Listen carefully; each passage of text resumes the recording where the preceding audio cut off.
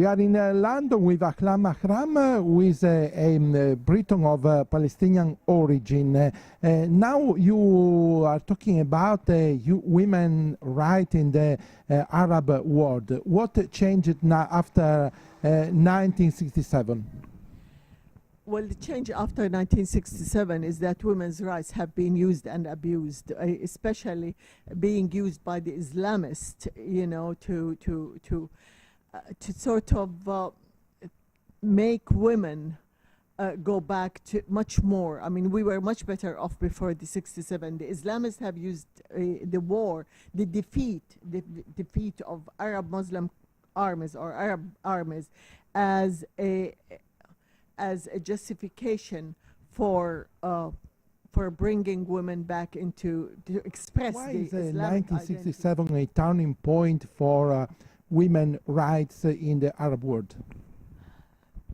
Because the Muslim Islamists have tried to use the defeat of the Arab armies in that war as a justification to bring women. They under the pretension that Israel has won because they followed their religion and they are a much better country because they went according to their Torah, while we have abandoned our religion and our Quran. And they use it in particular targeting Arab women to bring them back. Is that women have believed that, not realizing, some of them have woken up after the defeat of the Muslim brothers in the Egyptian revolution and what they are seeing in Tunisia and other areas, but still the majority are kind of infatuated that they are better off under Islamic rule.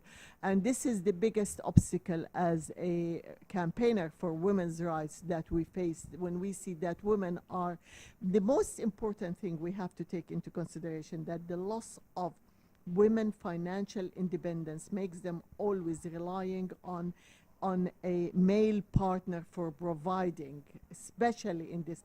You will never be independent unless you are financial independent. And therefore, the Islamists are using this to make women again subordinate and accepting. When the woman realizes all of these injustices is when she faces the reality of life, when her husband marries another woman, when her husband decides to divorce her, then she realizes that she is, she has lost. There is no justice in this family status law. Are the Islamist movements a real threat to Israel, a real enemy to the Zionist state, or not? This is a very critical question, in the sense that the Israeli injustices as well concerning concerning Palestinians' rights is going to remain always as a tool for Islamists to use to recruit and to use it for the rise of political Islam, which would be against Israel.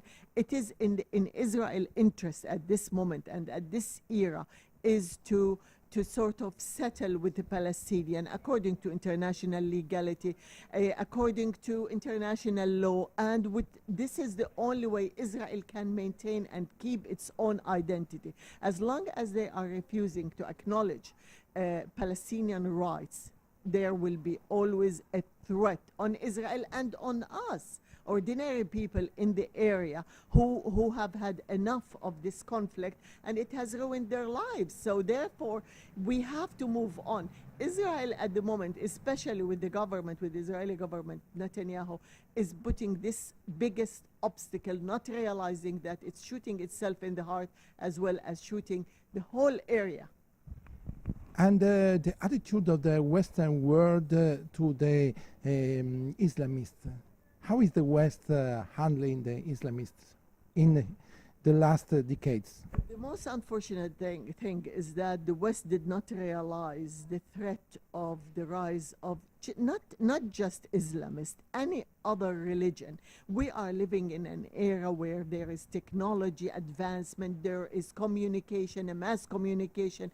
So you can no longer sort of support a rise of any religion, because if you come to it, all religions have come in an era which we don't know anything about, and nobody can prove anything, neither Christianity nor Judaism nor any. We cannot prove. We're living in a new world, and what connect us in this world, two things: security and humanity, if we want. And these two together are combined together, turning in one most important future element to protect everybody.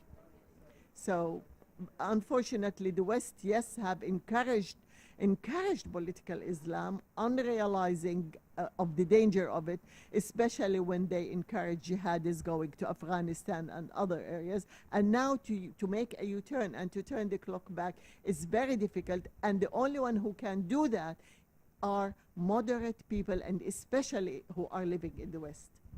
Are the Western governments more afraid of secular movements than of Islamist ones?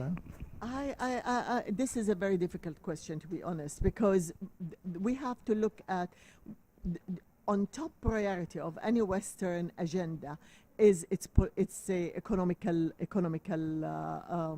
Reasons. Economical Interests.